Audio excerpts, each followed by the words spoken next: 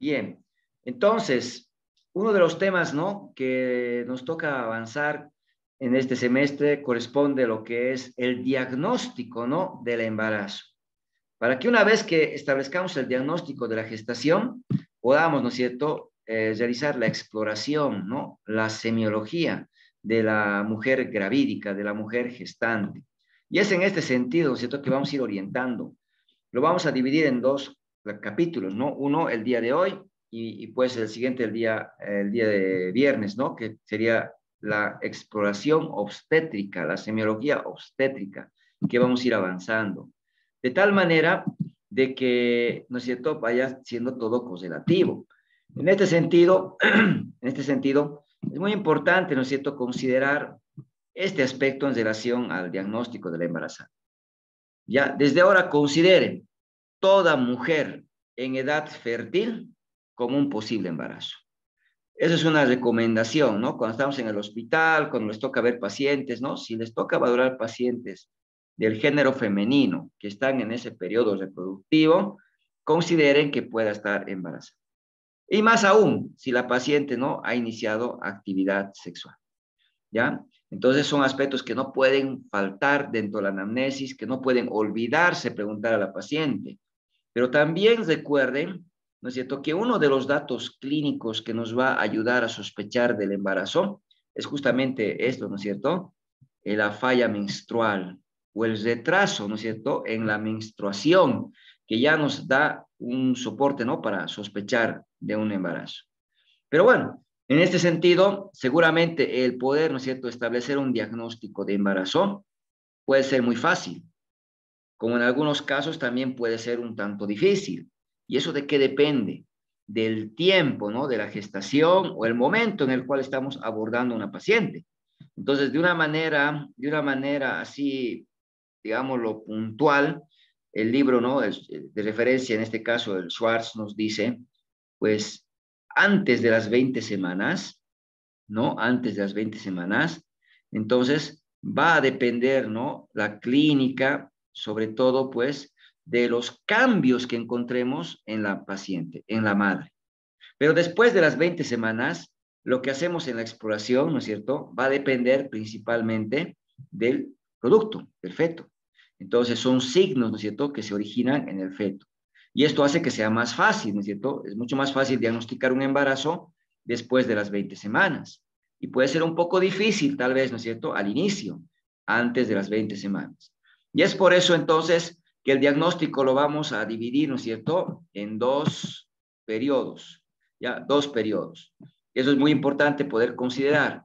Uno, la primera mitad del embarazo, ¿no es cierto?, cuyos síntomas y signos justamente, ¿no?, están originándose la exploración en la madre, ¿no? Vamos a encontrar los cambios en los aparatos, en los sistemas, ¿no?, de la madre relacionados, ¿no?, a la gestación. Pero en la segunda mitad nos vamos a orientar sobre todo a los síntomas, signos que se originan en el crecimiento del feto, ¿no?, y la presencia del feto como tal. Entonces, empezaremos, ¿no es cierto?, considerando el diagnóstico en la primera mitad, ¿ya? En la primera mitad. Y en la primera mitad hay tres aspectos que tenemos que buscar o tenemos que relacionar, ¿no?, que están aquí en la imagen, que nos va a recordar, ¿no es cierto?, qué es lo que tenemos que buscar en esta primera mitad del embarazo, ¿no? Es decir, antes de las 20 semanas. Primero, que la paciente, ¿no es cierto?, no presente la menstruación, ¿ya? Esto está muy relacionado a que la paciente ya no tenga ovulación. La ovulación esté suprimida y, por tanto, ¿no?, la paciente no presente menstruación. Porque ahora, ¿no es cierto?, el ciclo menstrual que habitualmente se producía, ¿no?, cada mes, es reemplazado por un ciclo llamado gravídico, donde un dato muy importante, ¿no es cierto?, es que no hay ovulación y no hay sangrado menstrual, ¿no?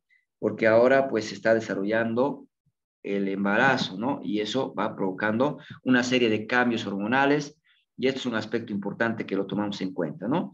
Mujer en edad fértil, que inició actividad sexual, que tiene una falla menstrual o un retraso menstrual, ¿no? Pensamos en embarazo. Entonces, este aspecto no lo puedo olvidar. Otro aspecto que lo tienen que tomar en consideración, ¿no es cierto?, que lo tienen que tomar en consideración, justamente radica en que la presencia, ¿no es cierto?, del huevo fecundado va a provocar cambios, va a provocar modificaciones de manera, ¿no?, sistémica, de manera general, es decir, en el organismo, ¿no? Y esto, sobre todo, pues, nos tiene que hacer pensar, ¿no? Ahorita vamos a ir describiéndolos. Hay varios síntomas, hay varios signos que podemos encontrar aquí que nos van apoyando, ¿no?, hacia el diagnóstico. Pero también el crecimiento, ¿no?, del feto, por ejemplo, embrión al principio y feto después, va a provocar también cambios, pero ¿dónde? A nivel, ¿no?, uterino, a nivel del útero, a nivel de la mama. Entonces, esto va a provocar, ¿no es cierto?, que podamos seguir sumando más datos clínicos para que nos lleve hacia la posibilidad de un embarazo. De ahí radica la importancia de hacer una buena anamnesis, ¿no? Hacer un buen interrogatorio, buscando síntomas y signos que nos vayan, ¿no es cierto?, orientando justamente al embarazo. Y aquí vamos a considerar, entonces, en esta primera mitad, ¿no?, principalmente que nos vamos a basar, ¿no es cierto?, en la búsqueda de los llamados signos de presunción y signos de probabilidad, ¿ya? Entonces, estos dos grupos los vamos a asociar en esta primera mitad, puesto que en la segunda mitad, fundamentalmente hemos dicho, depende de qué, del crecimiento, ¿no?, y la presencia del feto, que ya es más fácil poder, ¿no es cierto?, reconocer un embarazo, hemos dicho. Entonces ahí podemos encontrar ya los signos de certeza, por ejemplo, dentro de la exploración. Entonces, si a mí me preguntan cómo se diagnostica el embarazo, tengo signos de presunción, signos de probabilidad y signos de certeza, ¿no? Los que voy a encontrar al principio del embarazo son los de presunción y probabilidad, ¿no? Seguramente, pues, a la segunda mitad del embarazo, principalmente los signos de certeza, donde ya de manera inequívoca, ¿no?, ya puedo demostrar la presencia de un embarazo que se está desarrollando en la cavidad uterina, ¿no? Y bueno, entonces, signos de presunción.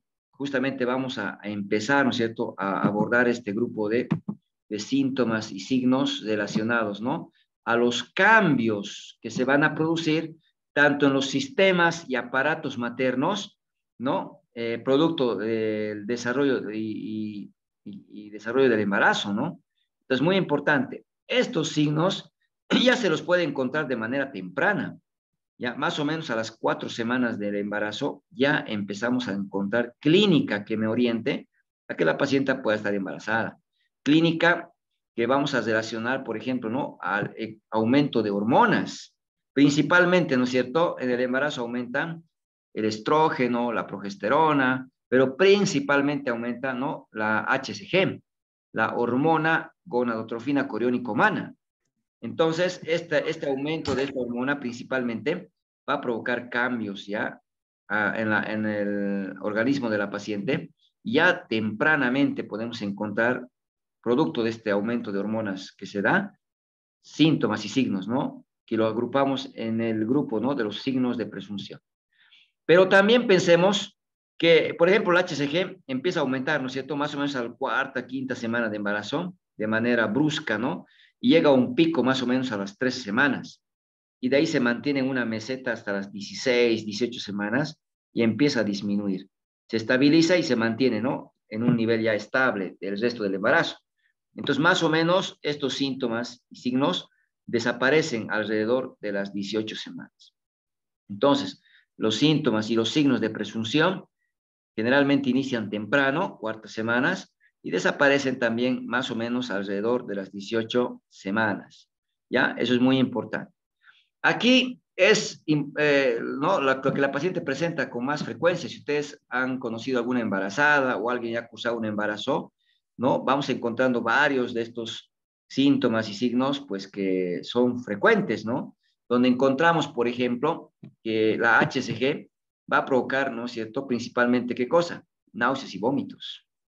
Entonces, estos náuseas y vómitos se dan justamente alrededor, ¿no?, de las 5 semanas de gestación, y se debe justamente, ¿no?, a ese aumento de la hormona HCG, que tiene un aumento brusco, porque va duplicando cada 48 horas y va llegando a niveles altos, hemos dicho, ¿no?, desde la cuarta, quinta semana, y llega al pico hasta las 13, ¿no? Entonces, es ahí donde hay mayor cantidad de vómitos y náuseas, ya alrededor de las 13 semanas.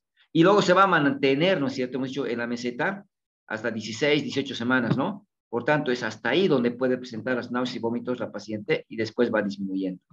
Entonces, esto es lo que nos tiene que llamar la atención, ¿no? Como un dato importante en la gestación. La paciente va a referir que tiene, ¿no?, exceso de producción de saliva, tiene cialorrea, tiene cambios, ¿no?, en el apetito, porque empieza a querer comer alimentos que no son muy comunes, muy frecuentes, ¿no? Lo que llamamos antojos. Hay pacientes que quieren comer, ¿no es cierto?, diferentes alimentos que es difícil a veces, ¿no?, poder complacerles y poder adquirirlos, ¿no?, de forma fácil. Pero bueno, hay un apetito, ¿no?, que se caracteriza justamente por eso, los antojos.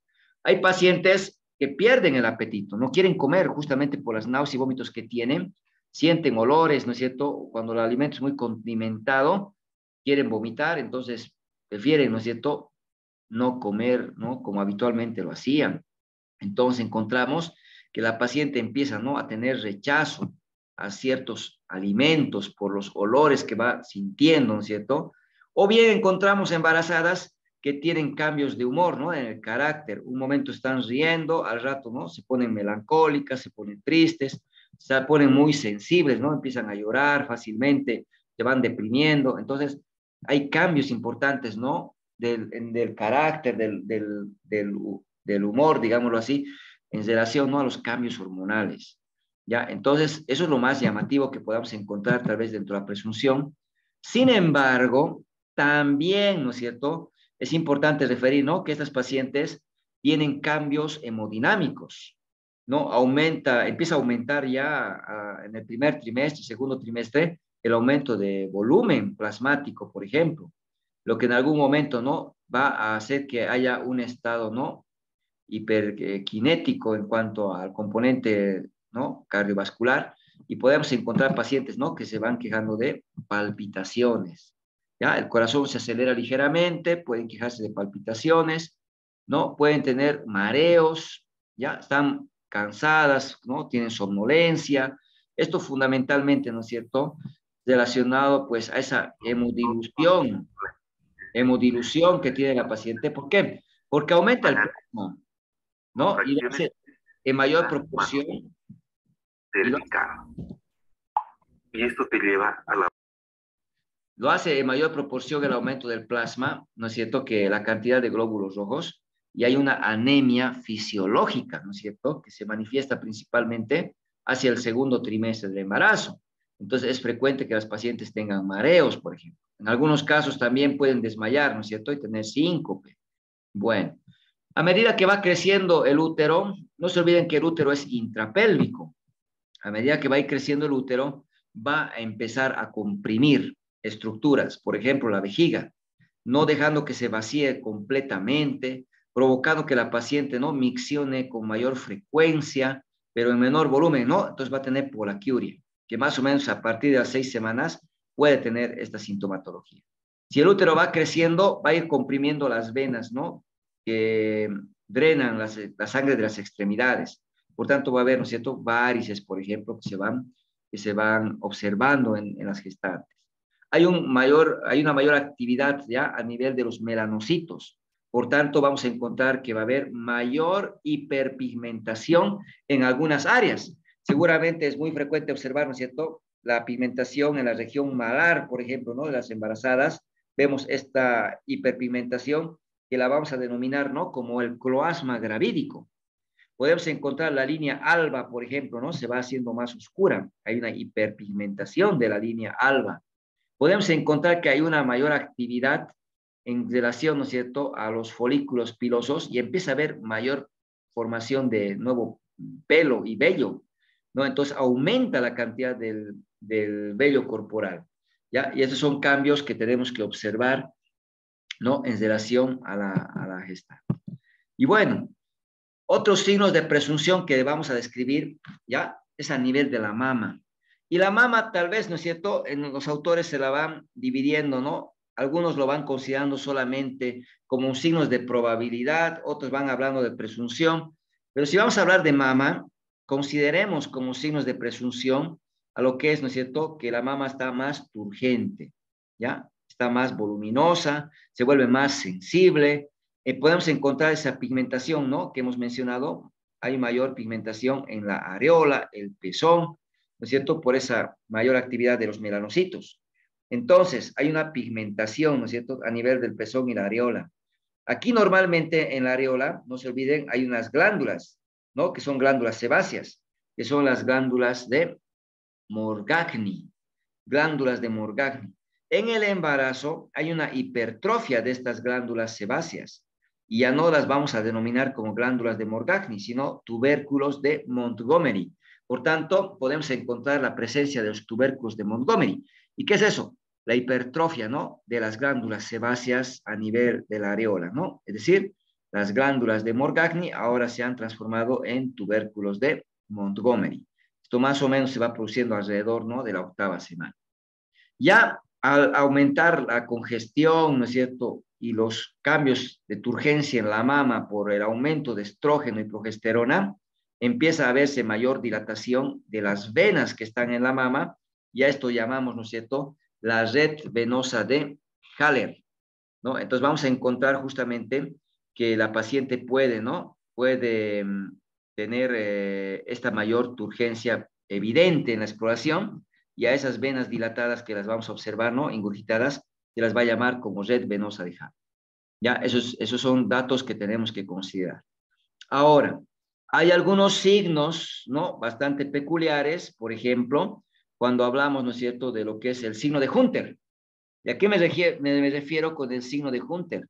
Cuando hay, ¿no?, esta pigmentación de la areola. Entonces, esta pigmentación de la areola que habíamos mencionado se la denomina como signo de Hunter. Recordando que una vez que el óvulo se ha unido al espermatozoide, ¿no es cierto?, se ha producido la unión del óvulo con el espermatozoide, se forma el huevo fecundado, ¿no? Este huevo fecundado empieza a multiplicar y a dividirse en células, ¿no?, formando lo que es la mórula, formando el blastocisto, y desde la trompa va a ir moviéndose, ¿no es cierto?, hasta llegar al útero. Más o menos a los 7 días el blastocisto llega al útero y ahí se va a implantar, ahí se va a implantar. Y como se va implantando, ¿ya? Como se va implantando, puede provocar un ligero sangrado, ¿ya? Un sangrado que se produce más o menos alrededor de los 7 días, 8 días, ¿no?, de la fecundación. Como he dicho, a los 7 días llega al útero, se implanta, entonces provoca ese ligero sangrado y la paciente, ¿no es cierto?, ve el sangrado escaso y piensa que es su menstruación. Y justamente, ¿no es cierto?, ese sangrado que podamos observar durante la implantación, ¿no es cierto?, del blastocisto, es lo que se conoce como el signo de Hartmann. ¿Ya? Entonces, ahí tenemos dos signos más para poderos agregar, ¿no es cierto?, a nuestra lista de los signos de presunción. El signo de Hunter, que era la pigmentación de la areola, ¿no es cierto?, y el signo de Hartmann, que era un sangrado que se producía por la implantación del blastocisto alrededor de los 7 a 8 días, ¿no?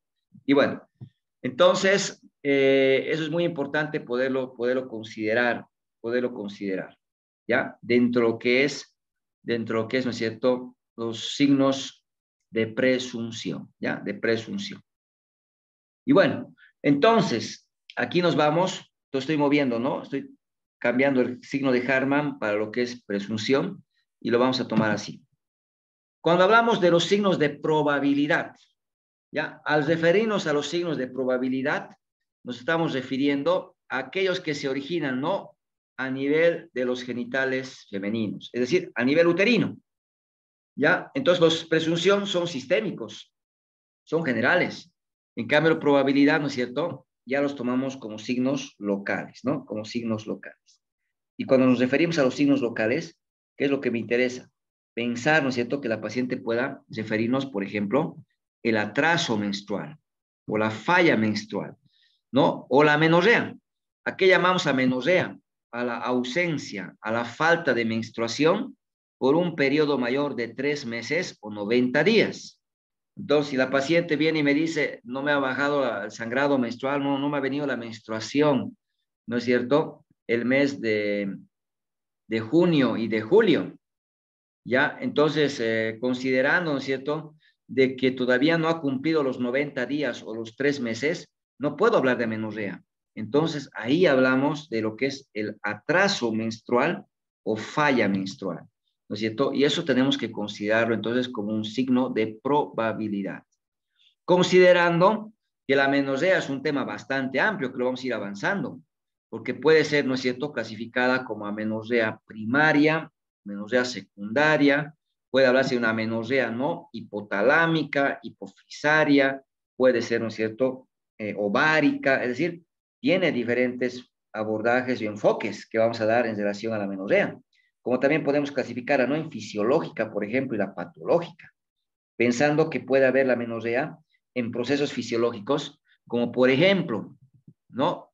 Paciente que está dando de lactar, considerando, ¿cierto?, que al producir la prolactina se va suprimiendo, ¿no?, la liberación de las gonadotrofinas, la hormona luteinizante, la LH, y la hormona folículo estimulante, la FSH. Entonces, estas son las encargadas de producir los cambios cíclicos en el útero, en el endometrio. Por tanto, no hay menstruación, ¿no es cierto?, cuando la paciente está dando la lactancia materna de forma exclusiva, ¿no? Y esto puede ser hasta los 6 meses, por ejemplo.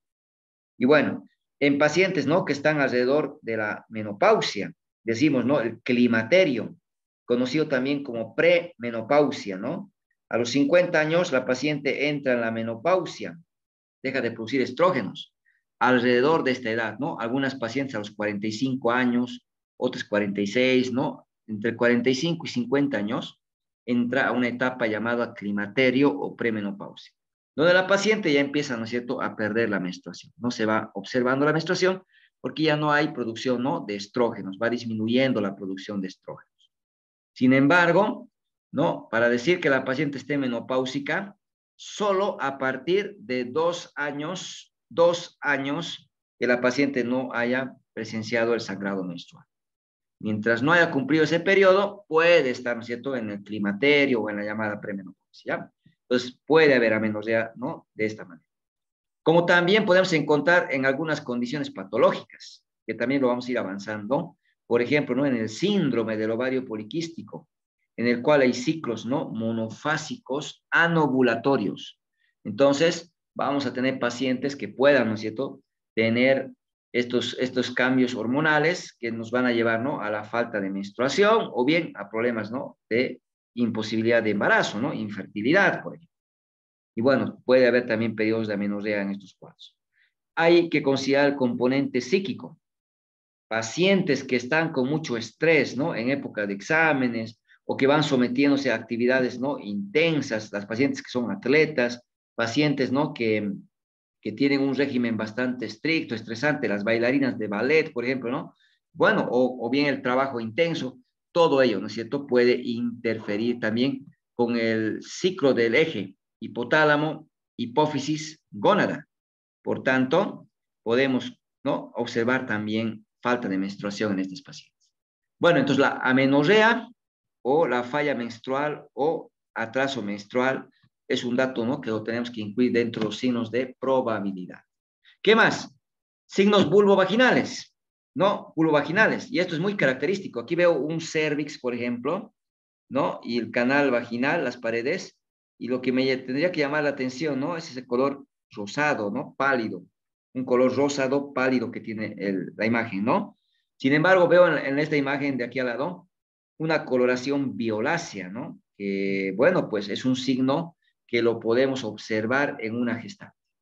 ¿Ya? Entonces, esta coloración violácea, que generalmente va a afectar, ¿no es cierto?, la vulva, va a afectar, ¿no es cierto?, el canal vaginal, y en algunos casos también, ya puede comprometer, ¿no?, el cervix incluso. Entonces, a eso llamamos, ya, más adelante vamos a hablar, signo de Chadwick, ya, vamos denominando como signo de Chadwick o Jacquemier. Sin embargo, esta coloración violácea, entonces, tiene que hacernos pensar, ¿no?, en probabilidad de embarazo. Porque hay una congestión, ¿ya? Hay una éstasis que se va produciendo. Sin embargo, ¿por qué decimos probabilidad y no certeza? Porque es bastante común encontrar este signo. Porque también se puede encontrar esta coloración violácea en problemas, ¿no?, patológicos, de tipo, ¿no?, cardíaco, de tipo pulmonar. Entonces, pacientes también que van a tener cianosis, ¿no?, central, cianosis, pues, generalizada, pueden tener esta coloración violácea sin estar cursando un embarazo, ¿no? Como es el caso de cualquier patología de tipo cardíaca o pulmonar que pueda, ¿no?, ir acompañado de la cianosis. Bueno, esto entonces. Otros signos, los signos uterinos. Y aquí sí tenemos una gran cantidad de signos que tienen que ir repasando, ¿no? Esto es muy importante, puesto que desde la exploración que vayamos haciendo, ¿no? Por ejemplo, el tacto vaginal nos va a revelar muchos de estos signos mediante la exploración. Y seguramente en el tacto vaginal lo vamos a ir realizando, ¿no? Introduciendo el dedo índice, el dedo medio, ¿no? De la mano hábil. En cambio, el pulgar, ¿no es cierto?, va a estar perpendicular al mismo y el anular y el meñique flexionados. Entonces son dos dedos que van a ingresar y van a ir buscando, ¿no?, el cuello. El cérvix es posterior al inicio, ¿ya? Es posterior. Entonces, siempre en el tacto vaginal busquemos hacia atrás, hacia atrás.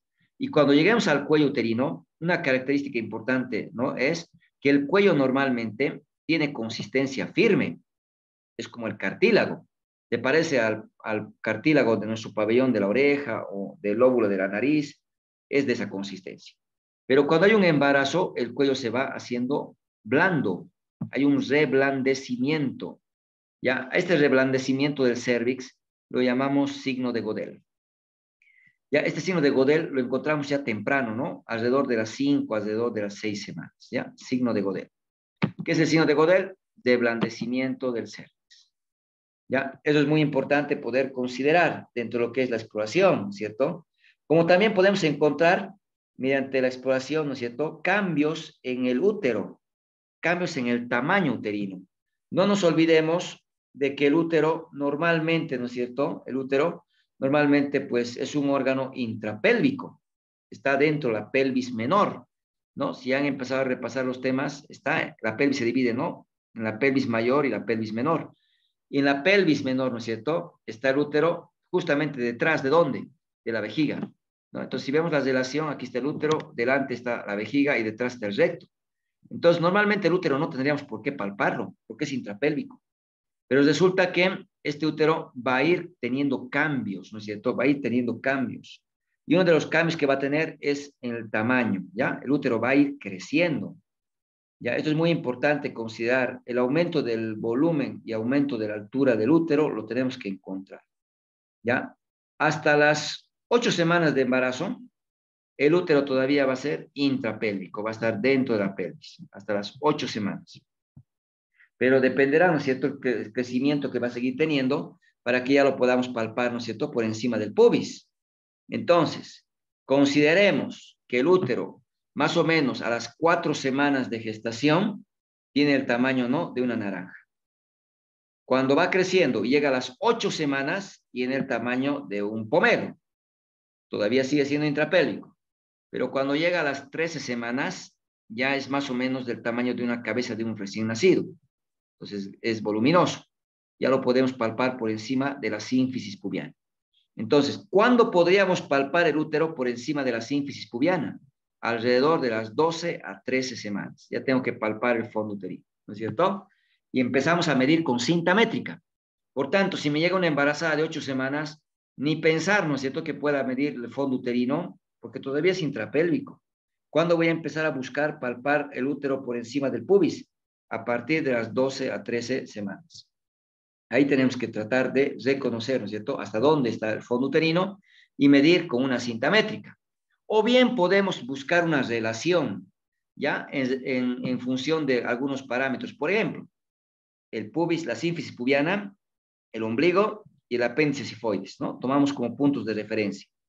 Entre el sifoides, entre el ombligo y el pubis, a la mitad, ¿no?, marcamos un punto imaginario. Si llega hasta ese punto imaginario, el útero, entonces la paciente más o menos tiene 18 semanas. Si el fondo del útero llegara hasta el ombligo, más o menos debería tener 22 semanas. Si llega a un punto equidistante entre el ombligo y el sifoides, debería tener 30 semanas. Y si llega hasta el sifoides, 37 semanas. Más o menos, ¿no? Es una relación. Por clínica, entonces, podríamos, ¿no?, estimar más o menos el tiempo de embarazo con estas referencias que estamos mencionando. Pero esto es memoria. Vamos a ver el viernes que hay otra técnica para poder, ¿no?, calcular el tiempo del embarazo en base a la altura uterina. Ahí está la regla de McDonald, la regla de Alfeld, que vamos a ir viendo. Y bueno, entonces, una opción sería este método, ¿no?, de poder calcular el tiempo de embarazo de acuerdo al tamaño uterino en relación a puntos de referencia que hemos ido mencionando. Pero hay que pensar que puede haber diferencias en cuanto al tamaño y no guardar una relación con el tiempo del embarazo. O el útero está muy grande para el tiempo de embarazo o está muy pequeño. ¿Y esto a qué se debe? Bueno, puede deberse a muchas cosas. Por ejemplo, si hubiera dos fetos en lugar de uno, es lógico pensar que el útero va a ser más grande. Entonces, puede haber una mayor altura uterina cuando hay un embarazo gemelar. Cuando hay un exceso de líquido amniótico, el polidramnios, cuando el feto es grande, cuando el feto es macrosómico. Entonces, el feto está más grande de lo habitual, ¿no es cierto? Por ejemplo, en pacientes diabéticas. O bien, cuando hay tumores en el útero, los miomas, que también pueden provocar su crecimiento, o en la enfermedad trofoblástica gestacional, en la mola, porque esta mola es una degeneración, ¿no es cierto?, de la placenta, y empieza a crecer de manera desmedida, y el útero es mucho más grande de lo que debería ser. Entonces, si tenemos una altura uterina mayor que la edad gestacional, primero pensemos que tal vez la paciente se ha equivocado del cálculo y tenga más edad de la que ella pensó, de embarazo, ¿no? O bien puede ser que esté cursando un embarazo gemelar, un macrosómico, un polidramnios o tenga miomas. Pero a veces medimos el tamaño del útero y es más pequeño de lo que debería ser. Esto puede ser primero porque el feto no está creciendo. O sea, hay una restricción de crecimiento intrauterino. El feto no está bien nutrido, no está creciendo. O bien, puede ser que el feto se haya muerto en el útero, el óbito. Pues si se ha muerto, ya no está creciendo, también la altura está más pequeña, ¿no? O el embarazo no esté dentro del útero, por ejemplo, puede estar en la trompa o puede estar en el abdomen. Entonces, como en el embarazo ectópico, ¿no? Y eso hay que tomarlo en consideración. Bueno, ¿qué más? Cambia la forma del útero, no solamente del tamaño, también de la forma. Como hemos visto, ¿no? Hemos comparado al útero como una naranja, como una toronja, o pomelo, perdón, pomelo, hemos dicho la cabeza de un niño, y bueno, son analogías que se van haciendo para comprender cómo es, ¿no es cierto?, que va creciendo el producto y cómo va cambiando el tamaño, ¿no?, del útero también. Pero bueno, el útero normalmente tiene la forma de una pera, si ustedes se acuerdan, ¿no? Tenía su fondo, tenía su cuerpo, tenía su istmo y tenía su cervix, ¿no? Eso lo habíamos descrito en el primer capítulo. Sin embargo, hemos visto cómo va cambiando y se va volviendo más, ¿no es cierto?, esférico el útero. Se va volviendo más esférico. Sin embargo, podríamos encontrar algunos signos. Por ejemplo, imagínense dónde normalmente se implanta el embarazo. Normalmente lo hace en el fondo uterino. En el fondo uterino. ¿Ya? ¿Y por qué lo hace en el fondo uterino? Generalmente en la pared posterior incluso. Porque el fondo uterino es más grueso, porque tiene más irrigación. Y el embarazo para su desarrollo necesita buen aporte de sangre. Entonces, esto hace que el embarazo generalmente se implante ahí, en el fondo. Y no es normal que el embarazo se implante cerca del cervix, porque aquí el istmo es delgado, tiene menos irrigación, no es lugar propicio para el desarrollo del embarazo. Entonces, eso es lo normal. Pero, ¿qué pasa si el embarazo se implantara cerca del cuerno uterino? Si se implanta cerca del cuerno uterino, el embarazo va a empezar a crecer más, ¿no es cierto?, a ese nivel. Y empieza a crecer más donde el cuerno. ¿Y qué va a estar provocando en el útero?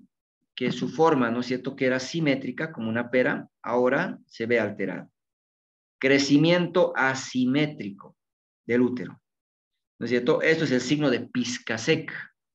Entonces, ¿qué es el signo de Piscasek? Es un crecimiento asimétrico del útero por la implantación, ¿no es cierto?, a nivel de uno de los cuernos uterinos, ¿ya? Entonces, esto es el signo de Piscasek, ¿ya? Eso es muy importante. Al poder palpar, al poder, ¿no?, sentir, encontramos que el útero se ha vuelto asimétrico, ¿no? Y esto puede darse entonces como un signo, ¿no?, de probabilidad.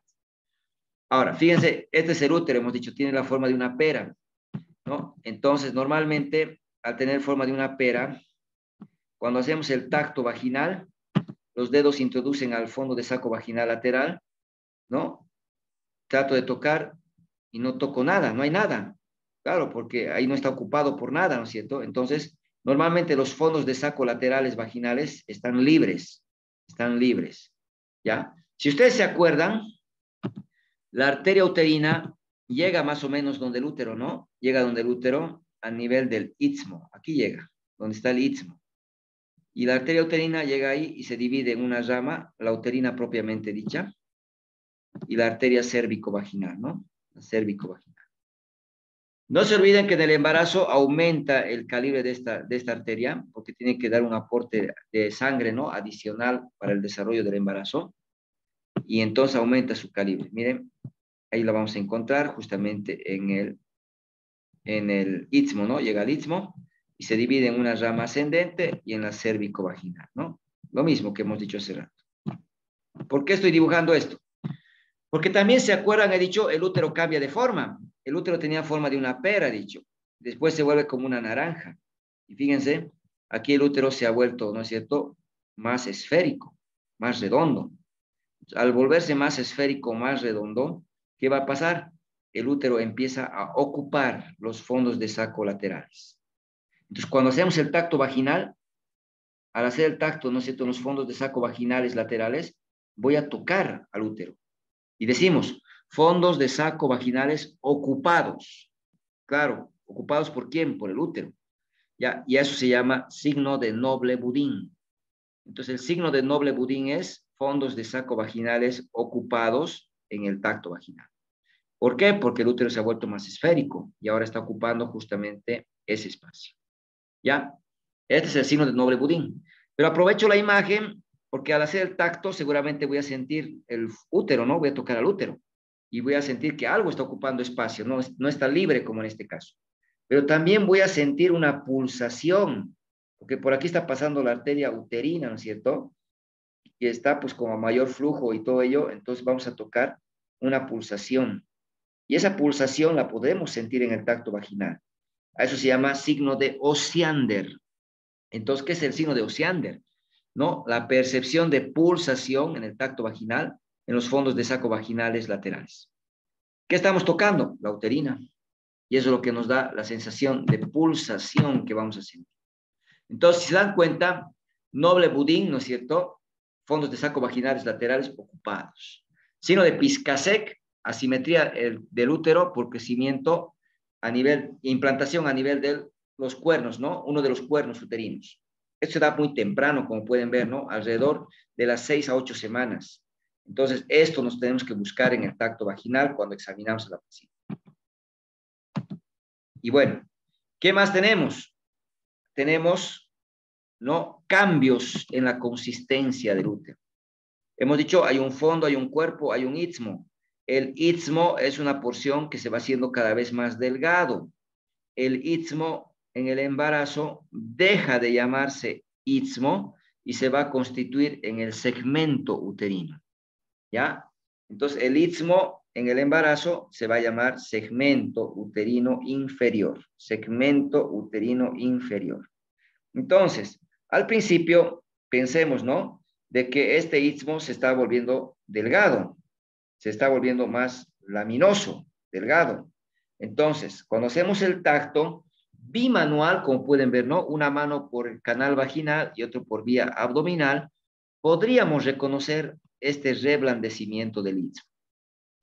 Esta es la maniobra de Hegar, Hegar 1. ¿En qué consiste la maniobra de Hegar?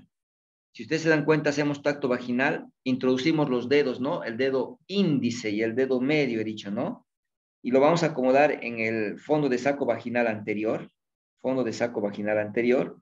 Entonces está ubicándose, miren, a nivel del istmo. Mientras la otra mano que palpa por el abdomen trata, ¿no?, de poder introducirse por la cara posterior del útero y trata de tocar los dedos que se encuentran en el canal vaginal. Como hay un reblandecimiento del istmo y laminosidad, estos dedos tendrían que acercarse mucho a los que se encuentran en el fondo de saco vaginal anterior. Ya es como si estuvieran tocándose. Naturalmente, esta maniobra es molesta y en pacientes, ¿no?, que tienen el abdomen más o menos tenso, es difícil de hacerlo. Pero en pacientes que tienen abdomen péndulo, por ejemplo, ¿no?, que han tenido algún bebé, por ejemplo, el abdomen queda más flácido, más péndulo, se lo puedes realizar con facilidad. Y la finalidad es justamente tratar, ¿no es cierto?, de reconocer este reblandecimiento a nivel del istmo. Eso es el Hegar 1. El Hegar 2 es un poco más compleja y más molesta, porque la mano, fíjense, la mano que está dentro del canal vaginal, en el fondo del saco vaginal anterior, lo mismo. ahí se queda.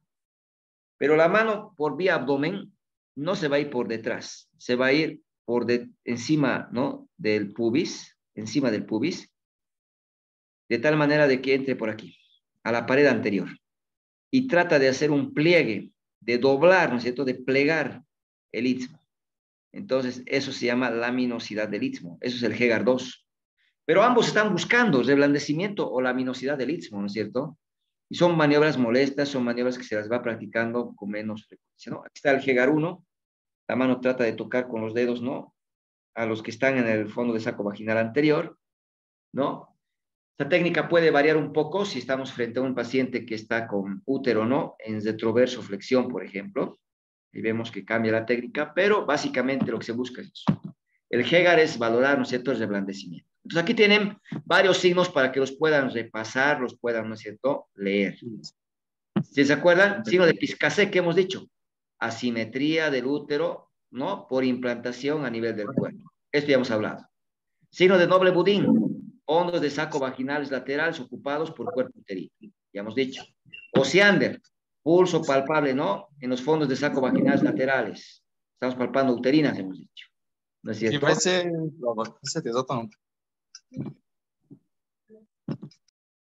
Eso hemos dicho, ¿no?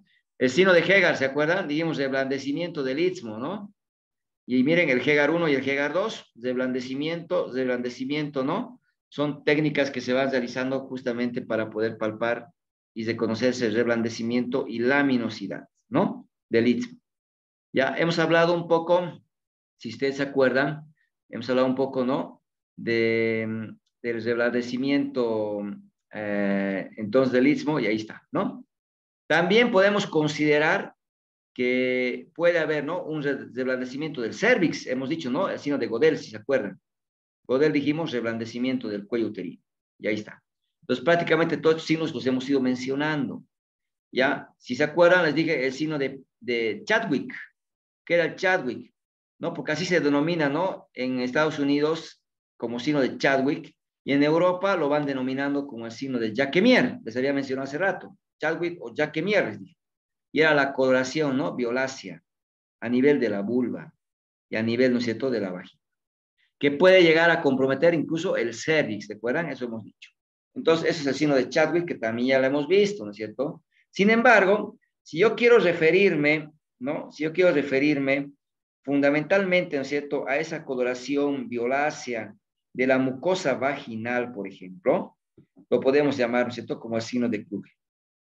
Estoy haciendo referencia justamente solo a la mucosa vaginal que tenga esa coloración, ¿ya?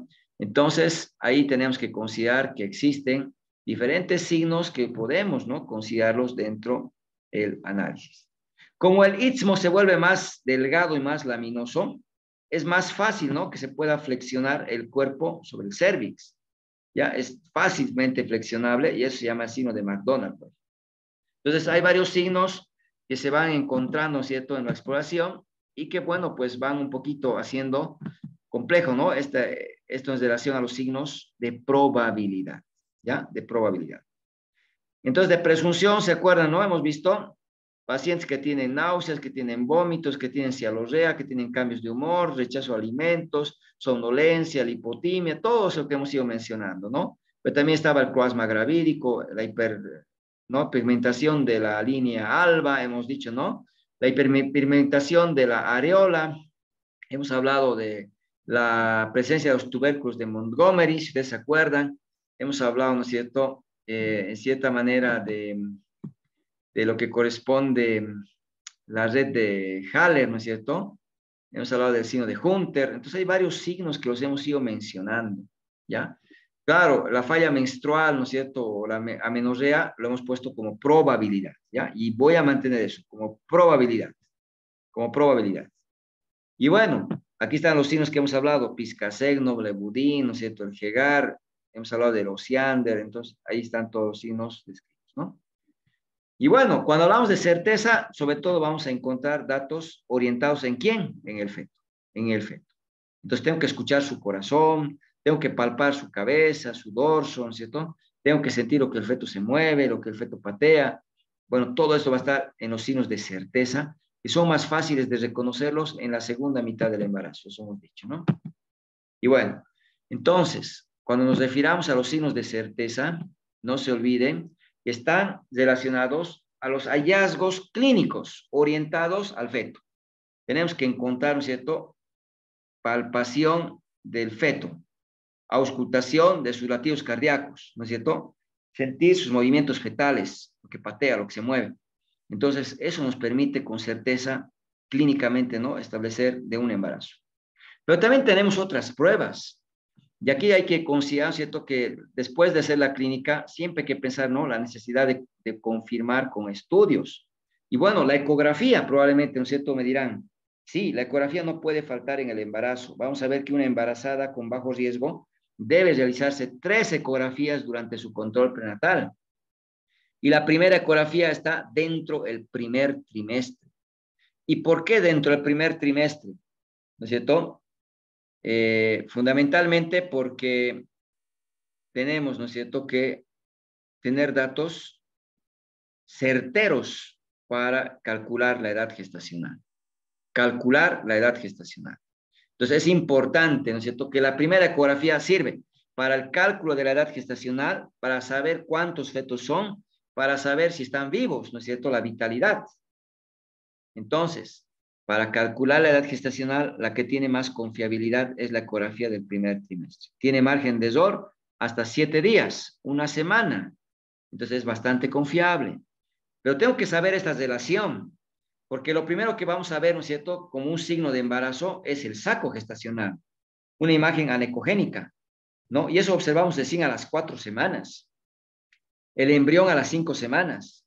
Su latido cardíaco a las 6 semanas. Esto cuando hacemos ecografía transvaginal, porque si hiciéramos ecografía abdominal, transabdominal, se retrasa una semana. Saco a las 5, embrión a las 6, latido cardíaco recién a las 7. Por tanto, la ecografía del primer trimestre es transvaginal. Y esto es muy importante, porque si la paciente se hace una ecografía a las 3 semanas de embarazo, puede no ver ningún signo de gestación, no ver un dato clínico, un signo de embarazo, y está embarazada. Por tanto, a partir de las 4 semanas recién puedo ver en la ecografía signos de embarazo. Entonces, ¿a qué recurro? A las pruebas laboratoriales, ¿no?, en busca de la hormona gonadotrofina coriónica humana, la HCG. Y esta HCG es una glicoproteína. ¿Dónde se produce? Por el trofoblasto. Lo que va a ser la placenta produce la HCG. Y el trofoblasto se divide en 2 componentes, citotrofoblasto y sinciciotrofoblasto. ¿Ya? Entonces, aquí es bien importante poder considerar de que en el desarrollo, ¿no es cierto?, va a haber 2 componentes que hay que reconocerlos. ¿Ya? El trofoblasto que va a formar la placenta y el embrioblasto que va a formar el embrión. ¿Ya? Entonces, el trofoblasto se divide en 2 componentes, citotrofoblasto y el sinciciotrofoblasto. Es el sincicio el principalmente relacionado con la producción hormonal. Por tanto, vamos a relacionar al sinciciotrofoblasto en la producción de hormonas. Principalmente, entonces, hablemos de la HCG. La HCG. ¿Ya? Entonces, ¿dónde se produce el HCG? En el trofoblasto. ¿En qué porción? Sinciciotrofoblasto. De una manera temprana, ¿ya? A los 7 días de un embarazo, ya podemos encontrar y detectar la HCG en pruebas en sangre. Entonces, pues es rápido, ¿no es cierto? Por eso es que pedimos la prueba de embarazo en sangre para estar, ¿no es cierto?, confirmando una gestación. Y de acuerdo al tiempo del embarazo, podemos pedir la ecografía. Un error grande es pedir al mes de embarazo una ecografía, no voy a ver nada. Va a aparecer una ecografía normal, ¿no? Y puedo sospechar de que no hay embarazo incluso. Claro, es que todavía no está desarrollado como para que yo vea un signo ecográfico. Pero la HCG ya a los 7 días. La fracción beta pedimos, ¿no? La fracción beta de la HCG. Entonces, desde 5 miliunidades por ml ya podemos detectar en sangre. Desde 5 miliunidades. En cambio, en orina necesito mayor concentración, 25 miliunidades. Y es por eso que para confirmar un embarazo tenemos que pedir, ¿no es cierto?, en sangre. Porque puede ser que la paciente esté embarazada y en orina dé negativo, porque todavía no ha alcanzado los niveles para ser detectados en orina. en orina detecto a partir de 25 miliunidades. Y es por eso, ¿no es cierto?, que si yo tengo una paciente que le ha salido, ¿no es cierto?, una prueba de embarazo en orina positiva, la paciente está embarazada. Y si le hiciera la prueba en sangre, me va a salir con mucha más razón positiva. ¿Por qué? Porque si estoy detectando en orina, quiere decir que ya ha llegado a niveles altos que está detectándose en orina, por tanto en sangre con más razón. Pero si le hago una prueba negativa en orina, puede ser que esté embarazada, pero sea un embarazo pequeño que todavía no ha llegado a niveles de HCG como para ser detectados en la orina. Y si le hago en sangre, que seguro que pueda dar positivo. Entonces, por eso hacemos la prueba en sangre, ¿no? En sangre. Bueno, hemos dicho la HCG duplica. Cada 48 horas, doble, doble, doble. Eso me indica que el embarazo es viable. Y vamos a llegar, ¿se acuerdan? Dijimos, 4 a 5 semanas empieza a aumentar y llega a un pico, ¿no es cierto? Llega a un pico alrededor, ¿no?, de las 13 semanas, les había dicho, ¿se acuerdan? Entonces les decía, empieza a subir, a duplicar y más o menos alrededor de las 13 semanas, ¿no?, entre 12 y 14, llega al pico, la HCG. Y se mantiene más o menos elevada en una meseta hasta las 16 a 18 semanas. Y después empieza a disminuir, se estabiliza y se mantiene en esos niveles el resto del embarazo, ¿no?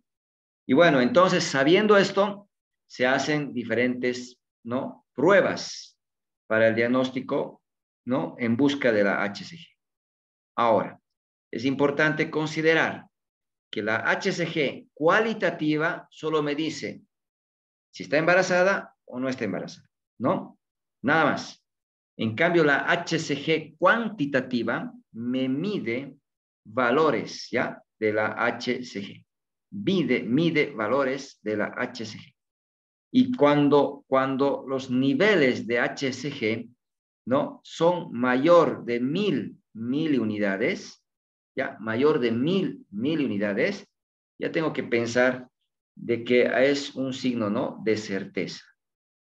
Porque el HCG puede ser menos de 1000, y menos de 1000 puedo encontrar en diferentes patologías, incluso, ¿no?, en patología de ovario, sin que haya embarazo. Por tanto, la HCG menos de 1000 miliunidades puede ser considerada un signo de probabilidad. Pero cuando es mayor de 1000, ya tengo que considerarla como signo de certeza, ¿ya? Como signo de certeza. Es más, aquí les voy a dar un dato.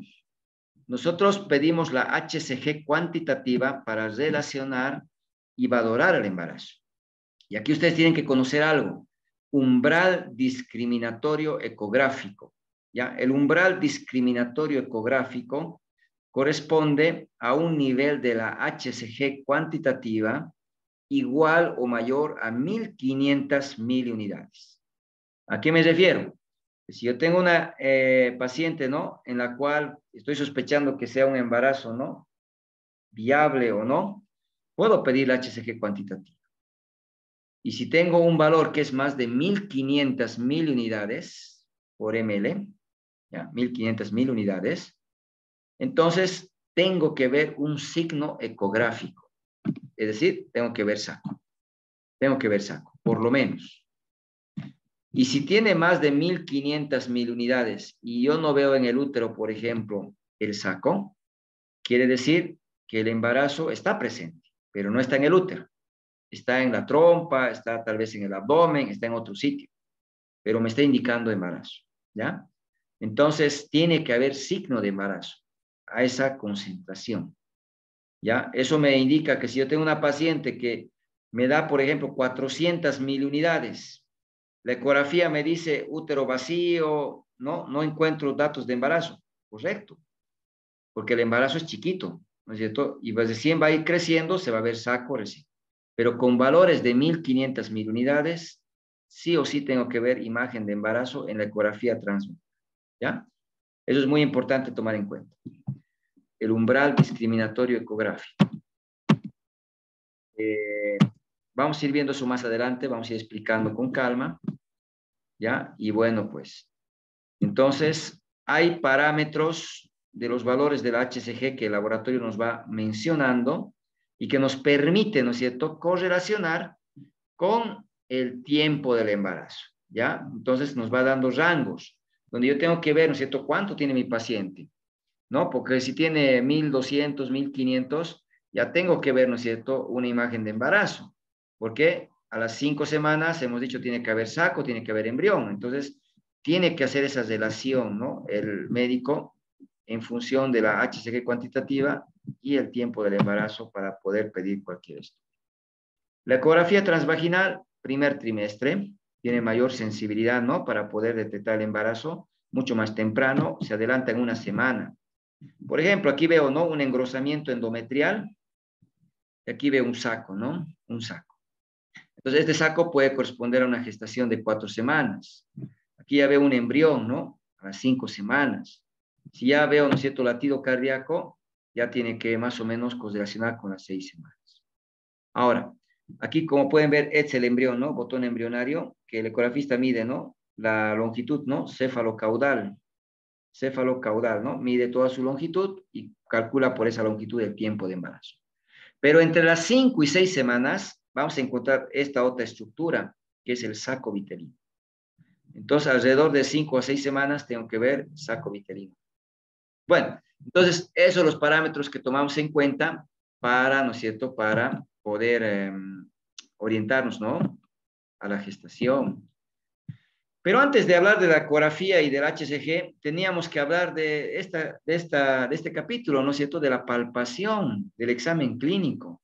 En la segunda mitad del embarazo que hemos dicho, fundamentalmente van a participar, ¿no es cierto?, los síntomas y los signos correspondientes, ¿no?, al crecimiento del feto, ¿ya? Entonces son los signos de certeza, hemos dicho, ¿no?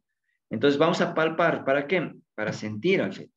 Porque si yo toco un polo pequeño, duro, regular, que si yo le sacudo de un lado a otro lado, la cabecita, por ejemplo, golpea, ¿no es cierto? Pelotea se llama. Si yo sacudo de un lado a otro lado y siento que va golpeando mis dedos, eso se llama peloteo, pienso que lo que estoy tocando es la cabeza.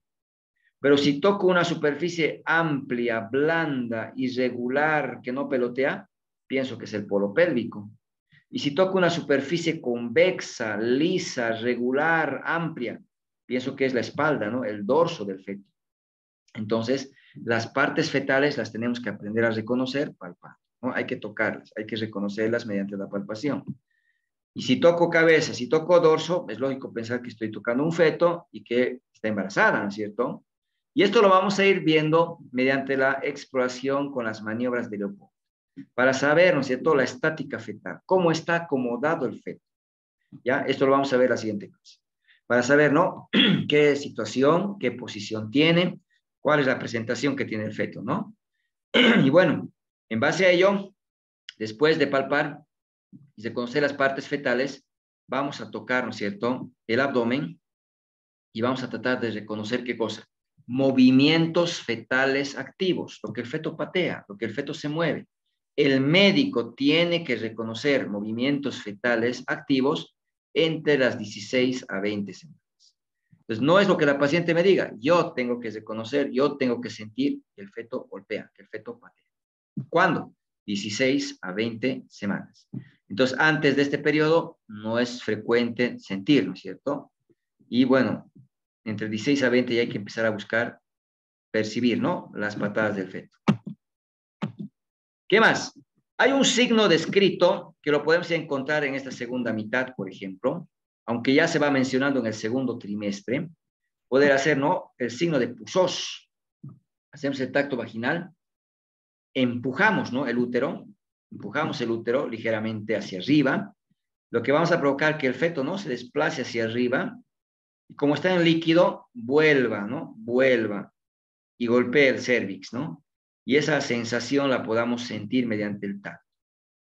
Entonces, eso se llama el signo de Pusos, que también, ¿no es cierto?, nos va a orientar a un signo de certeza en relación, ¿no?, a la palpación del feto. ¿Qué más? Vamos a sentir su latido cardíaco. Y el latido cardíaco lo podemos escuchar de manera muy temprana, ya alrededor de las 10 a 12 semanas, cuando colocamos el gel encima de la sínfisis pubiana y colocamos el transductor de este estetoscopio con efecto Doppler, que normalmente lo van a escuchar, ¿no?, denominar como ecosón. Se lo denomina como el ecosón, pero en realidad es un estetoscopio, ¿no?, con efecto Doppler, que me permite escuchar latido cardíaco y me registra aquí, ¿no? El número de latidos cardíacos que se está registrando. Entonces colocamos gel aquí encima del pubis, coloco el transductor, enciendo el aparato y tendría que escuchar. No se olviden que a las 13 semanas, hemos dicho, ¿no? 12 a 13 semanas, ya puedo palpar, ¿no? El fondo uterino por encima del pubis. Por eso es que se puede escuchar, ¿no? En algunos casos, 12 semanas, y en casos más raros, más temprano todavía. Pero ahí, encima del pubis. Ahora también podemos escuchar buscando el foco de máxima auscultación. ¿Y cuál es el foco de máxima auscultación? Está en relación al hombro anterior. Fíjense, aquí está el feto.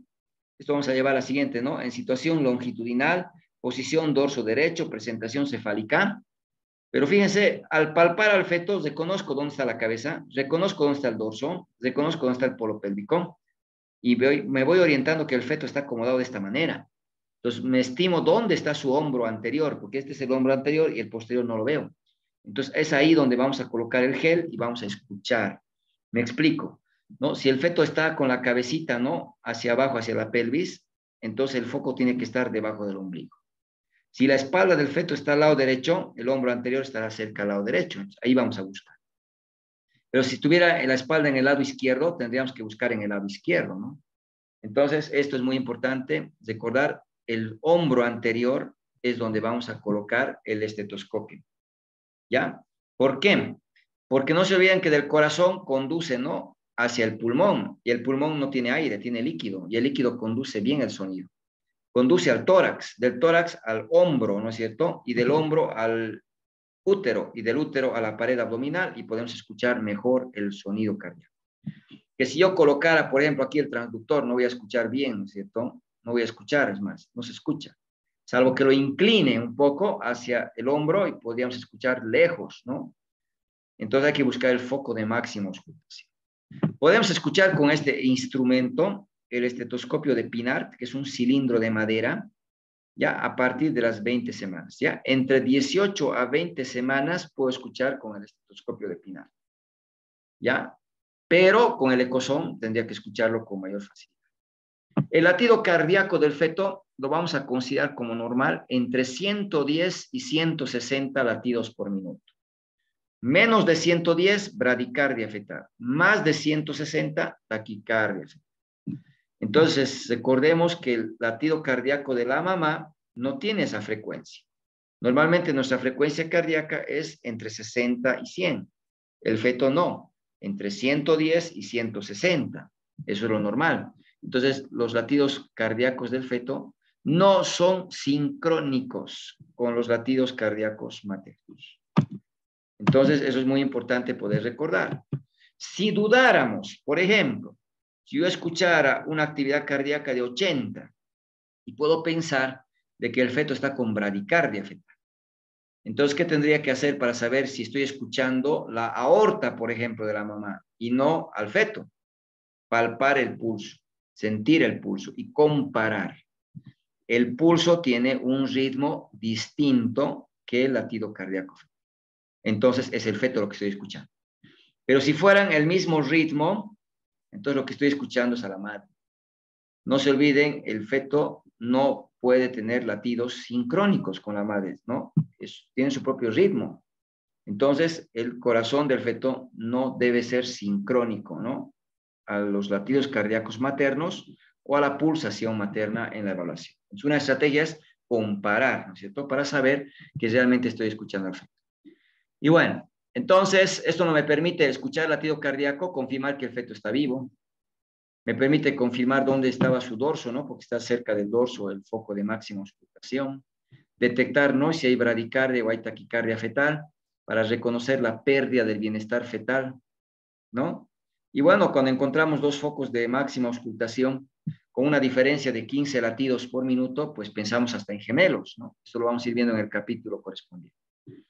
Bueno, con todo eso quedamos aquí en relación a la primera parte, ¿no? De la exploración del embarazo y esto sería relacionado, ¿no? Al diagnóstico de la gestación. No sé si tienen alguna consulta, alguna duda tal vez o pregunta.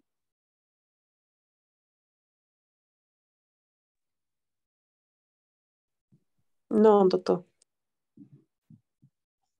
Bueno, entonces vamos a ir subiendo este material, ¿no es cierto?, a la plataforma y nos vemos entonces el día viernes, ¿no? Nos contactamos el viernes. Vamos a suspender aquí, muchas gracias y cualquier duda lo escriben. Gracias, doctor. Gracias, doctor. Ya, buenas noches. Tengan muy buenas noches. Gracias, doctor.